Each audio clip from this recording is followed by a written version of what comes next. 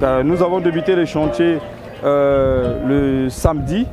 Nous sommes arrivés sur site, il y avait une chaussée qui était dégradée, une chaussée souple, c'est-à-dire en bitume. Donc nous avons commencé par la première phase qui consistait à baliser d'abord le terrain et nous avons terminé avec le balisage.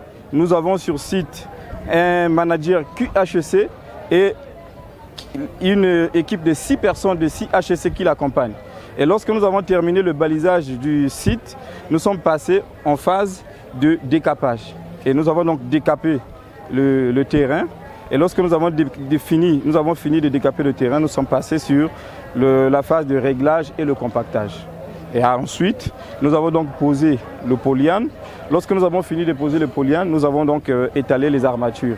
Et les armatures, comme vous pouvez le constater, on avait déjà bouclé avec ça. Et donc là, nous sommes en phase de coulage. Et il nous reste environ, je vais dire, 18 mètres à couler.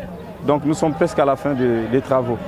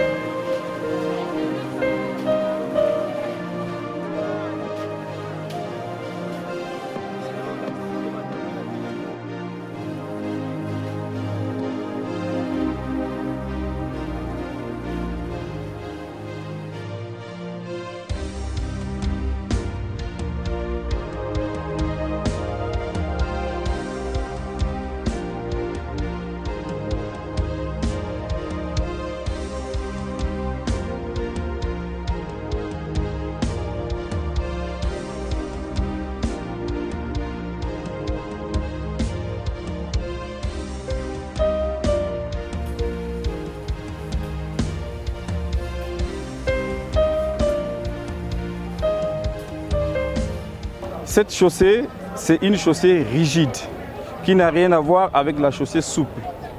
Est-ce que vous comprenez?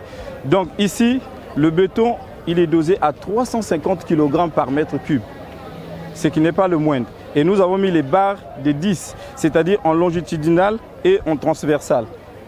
Donc tout est respecté.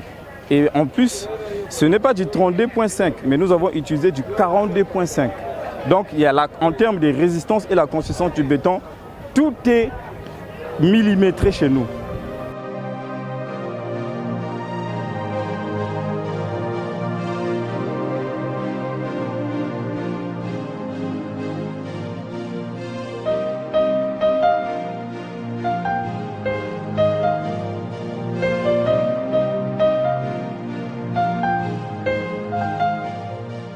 Aujourd'hui, nous sommes à 1500 heures sans accident.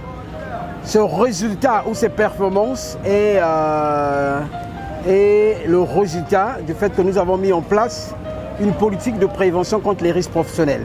Ça veut dire que nous avons respecté tout ce qui est comme ISO.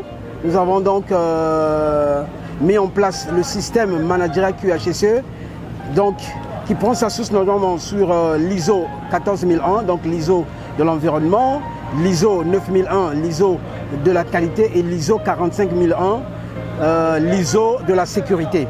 Ajouter ce qu'on appelle les lois en vigueur. Et des ISO plus les lois en vigueur, c'est ce qui nous permet de mettre en place ce qu'on appelle le système ou la politique de prévention contre les risques professionnels. Normalement, le manuel, les politiques, les procédures et les évidences ou les enregistrements. En dehors de ça, toutes les opérations que nous sommes en train de faire, nous on monte ce qu'on appelle l'ARO, donc l'analyse de risque. Normalement, on essaie de voir les dangers, les risques et les mesures compensatoires. Et en dehors de ça, nous avons ce qu'on appelle 3 triangles qui constituent parmi les éléments qui aujourd'hui fait de telle sorte que nous puissions avoir 0 accident, 0 incident, 0 near miss.